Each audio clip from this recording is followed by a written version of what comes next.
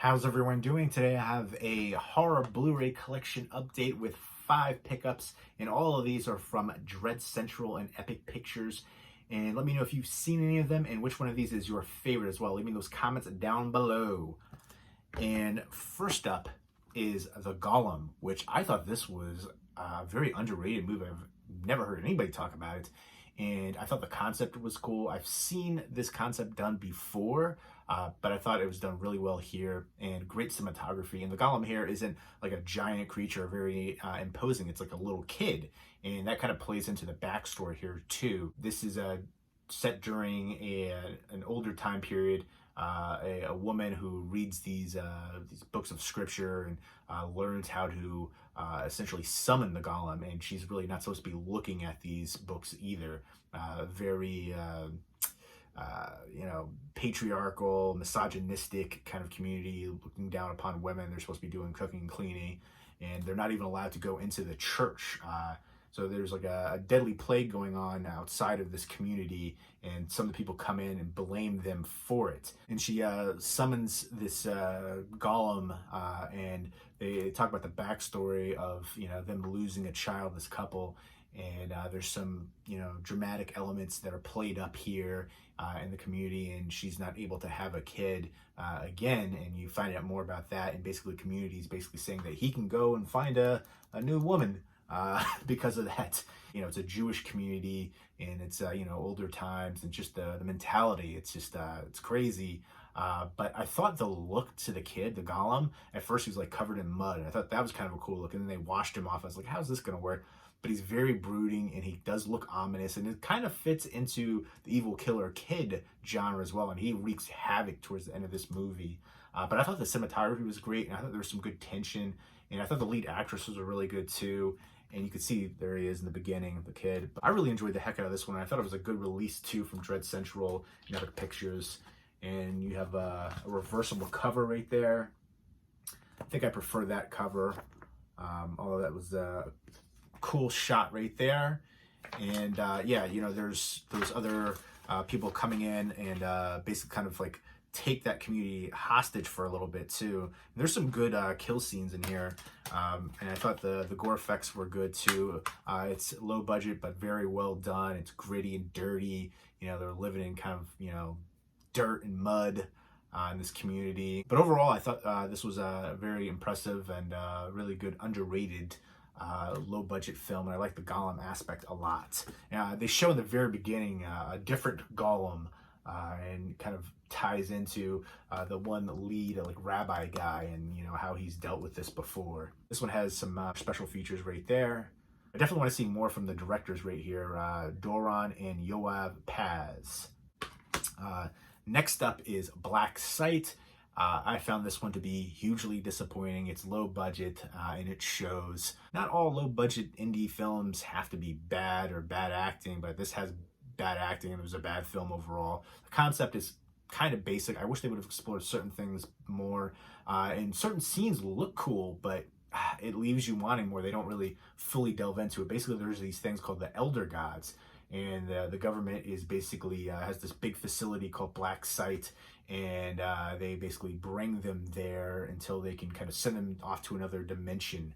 And they have this one like super powerful one, and it's basically you need somebody to send them back. There's this group that comes in and is trying to break them free, and all the people in the military base have to like fight them off, and then basically make sure this super powerful elder god gets sent back.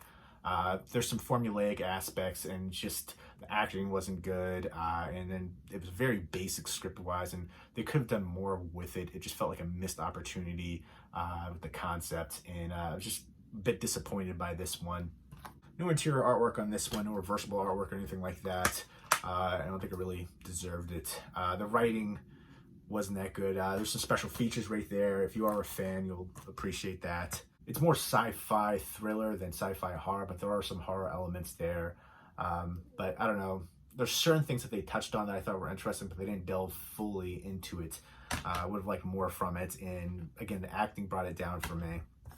Next up is Book of Monsters.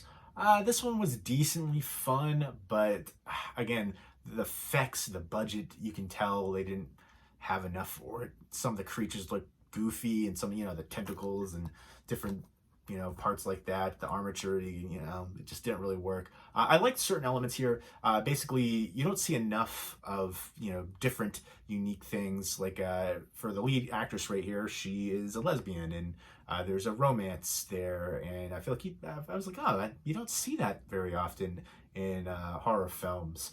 And so basically, they were in high school, and her mother, you find out more about her later, but she has this book, and she reads to her as a little kid, the Book of Monsters, and in the very beginning the mother gets killed, and she grows up and people call her crazy, and the father goes away on her birthday, and they're having her 18th birthday party, and somebody breaks in and releases some of the monsters from this book, and they're having a party, and basically people are getting killed off, and they have to fight to survive.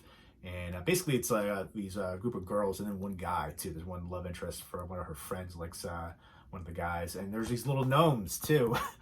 It's the budget. If you like low budget horror, horror comedy, because there's some good comedic elements here too. I think you could appreciate. It's a British film.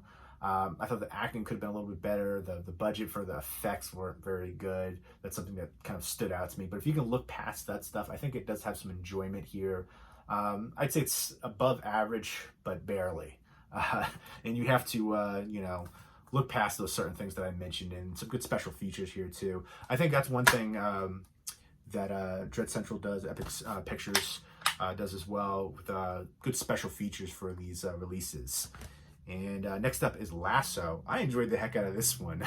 I was kind of surprised that I liked this one as much. And this has Sean Patrick Flanery from Boondock Saints. He's been in a bunch of stuff, but he's in here as a one-armed guy doing like lassoing and horse riding and stuff like that. And it's basically about this tour group, and they go to this rodeo attraction, and there's people that work there that are killing people, and they have to fight to survive. I thought it was really interesting and unique. I feel like you don't really see too many rodeo horror movies, and I thought this one was a lot of fun. It's low budget, and some of the characters are crazy and ridiculous. There's like a clown character right there. When you see like the horses and bulls and stuff like that, they jump in the rodeo to try to attract the attention from them. But there's a scene with Sean Patrick Flanery, and he's missing one arm, and I don't want to give too much away. I thought that was a little ridiculous, but I thought it kind of worked too. And there's a love interest too. And the one guy in here, he was in one of the Paranormal Activity movies. And so I remember recognizing him right away from that. Yeah, so you have some unique characters here, and I thought it was just a fun ride, and the setting was cool too. The rodeo, you don't see that too often, something unique. I think it's a good low-budget horror movie if you, any of that kind of seems interesting to you, kind of the Western theme, the rodeo, just the craziness of it. I think you'll appreciate it. I ended up having a fun time with it. Lasso. I would definitely recommend checking this one out for fans of low-budget horror. And there's the special features right there. And last, but certainly not least, probably the one I would give the highest recommendation out of this bunch, and that's To Hell and Back. This is a documentary about Kane Hodder, and he's a legendary stuntman. He played Jason Voorhees, probably the most favorite Jason Voorhees actor. He played it the most as well. It's basically talking about his near-death experience. He did this stunt, and he caught on fire, and he went to this hospital for a long time, and then he realized he wasn't getting the help that he needed, and he was younger at the time, and then finally figured out he could go to this other hospital that had like a burn unit, and it was kind of shocking that happened, that he spent all that time there and just wasted essentially. He could have been going to a specialty place, burn unit, and he just talks about that, and he tells different stories about his life, and very intriguing, really good documentary. If you're a fan of Kane Hodder, I think he's an icon, and definitely a great documentary that it's worth checking out. You have an advertisement for another one of his movies right there, Old 37, and then some other Dread Central releases, Terrifier, one of the most well-known ones, Art the Clown, and there you go. Here is the Blu-ray and DVD combo pack. And yeah, he's an icon for sure, and really sad to hear what happened to him, and just him talking about going through that experience, just his life in general, how that changed him, and just working with other people as well. You have there's interviews with other people, Bruce Campbell, Robert Englund, Cassandra Peterson, who was Elvira, and she had some burn issues too, so they kind of bonded about that. And yeah, it's just really inspiring too. And there's over 90 minutes of deleted scenes on here, which was really awesome. And I definitely checked out some, and some I wish they would have included in here for sure. So there you go. Those were the 5 horror Blu-rays, all from Dread Central and Epic Pictures. My favorites would be To Hell and Back, Lasso, and then Golem. The Golem right there. I would not recommend Black Sight at all. This is the one that I thought was by far the worst, and I could not get into it, and I just didn't like it on any level, really. There's parts of the concept that I thought were okay, but it just was too short-lived, and the rest I thought was just terrible. Book of Monsters was okay. It could have been better. Budgetary constraints clearly affected it, but it seemed like they had a fun time making it, and that kind of shined through. So I kind of forgave certain elements. And again, horror is my favorite genre, so I'm a little bit more forgiving. But Lasso was a really fun time. Again, you have to like low-budget horror to appreciate it, but I enjoyed the heck out of it. And Golem, I thought was, I like the religious aspect to it, this, pious community, and how they're kind of cut off from the rest of the world too. They're in their own community. Even to this day, there's certain communities like that still exist that kind of just keep to themselves. Orthodox and more, restricting. There you go. Let me know what you think of them. Let me know which one was your favorite. And I hope everybody's doing well. Take care.